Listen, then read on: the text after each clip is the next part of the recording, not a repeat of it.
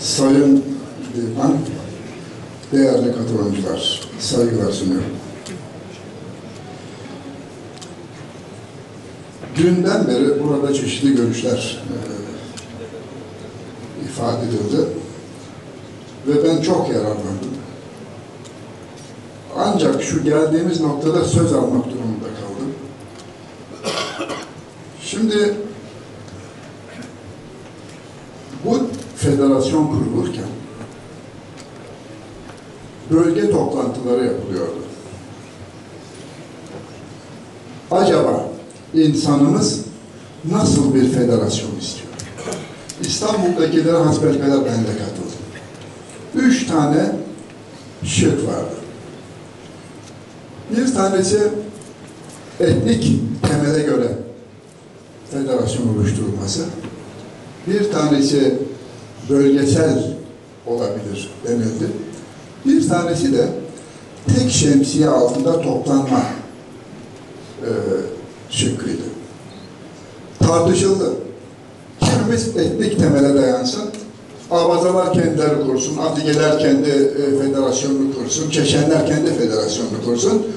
Ondan sonra belki konfederasyon oluruz görüşleri dile getirildi. Bölgesel olmasını isteyen arkadaşlarımız da var. Ama hakim görüş bugüne kadar bu toplum parçalana parçalana bir türlü bir güç oluşturamadı.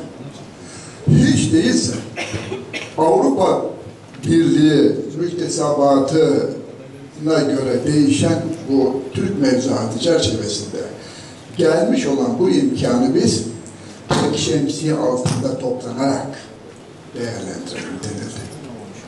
Hakim görüşte bu olunca bu kabul edildi ve Kafkas Federasyonu, Kafkas Dernekleri Federasyonu kuruldu. Bakınız, bugün bir başka federasyonumuz da genel kurulu yapıyor İstanbul'da. Abhaz Dernekleri Federasyonu. Oradakilerin hepsi benim arkadaşım. Abhaz Komitesi'nde birlikte çalıştığım, yıllarca çalıştığım arkadaşlarım. Abhaz FED kurulduğu gün İstanbul Abhaz Derneği'nde defalarca kürsüye çıkarak yanlış yapıyorsunuz, yanlış yapıyorsunuz, yapmayın, ayrılmayalım, parçalanmayalım. Buna sebep olan 3-5 arkadaşımız lütfen siz de bu öneriyi geri alın. Çabamıza rağmen Abhaz FED kuruldu. Bakın bugün orada genel kurul var. Sakarya Derneği'ndeki Apsuva kardeşlerimiz, İstanbul'daki bazı derneklerin Apsuva temsilcileri bugün burada. Buradayız. Neden buradayız? Tek güç olmak için buradayız. Biz direniyoruz.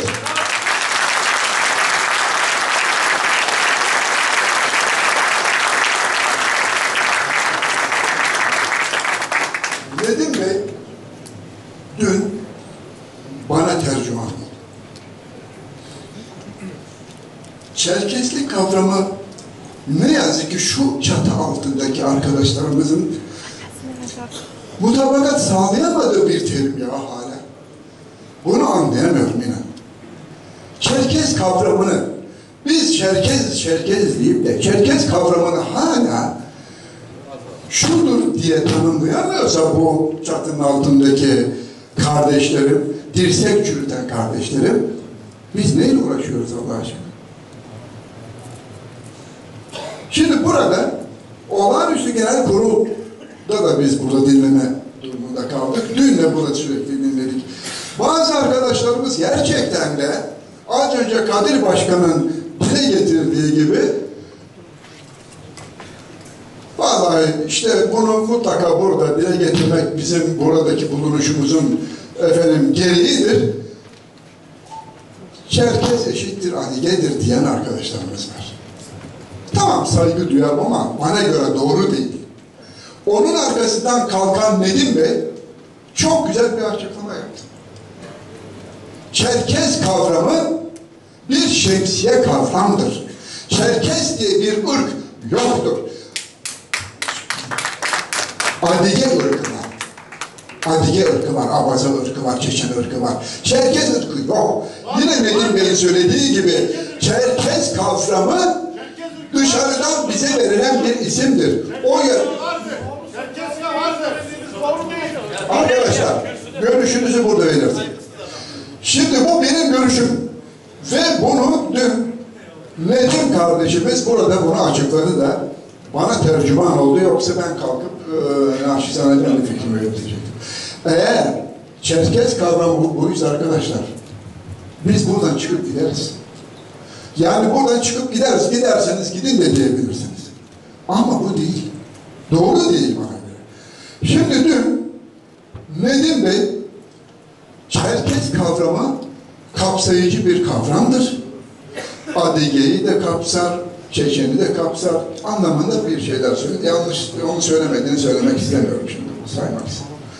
Ama bugün de kalktı, dünküyle bana göre çelişen bir şekilde biz kendimize Çerkez demeyeceksek ne diyeceğiz dedi.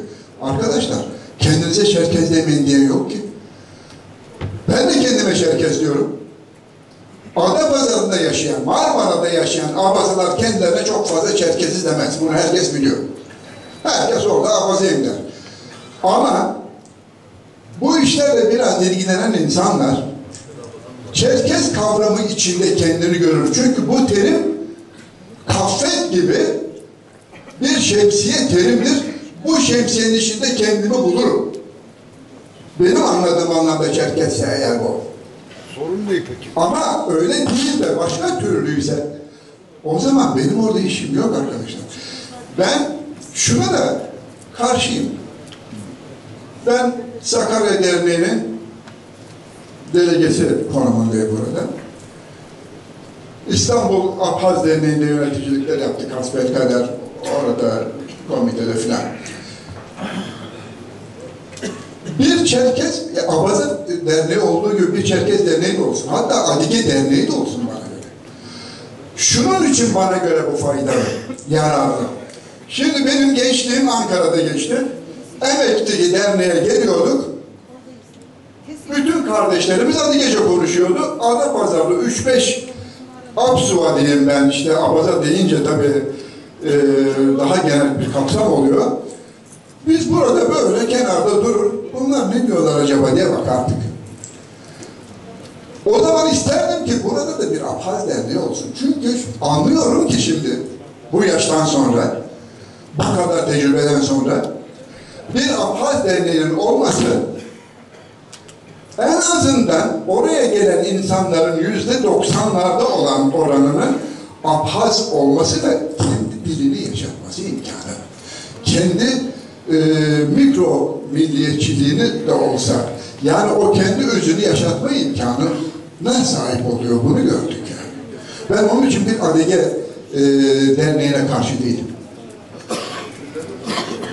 O zaman ben Adige Derneği'ne üye değil, işte Abhaz Derneği'ne üye olurum. İşte herkes kendi lisanını, kendi özel kültürünü, özel lezzetini yaşar burada. Ama iş şemsiyeye geldiği zaman, şimdi bakın, şöyle diyenler de var. Efendim federasyonlar kurulur, konfederasyon oluruz. Ya biz daha dernekleri yürütemiyoruz. Zor zor hepimiz bir araya gelmişiz. Kıt imkanlarımızla, kıt katılımcılarımızla bir federasyon oluşturmuşuz.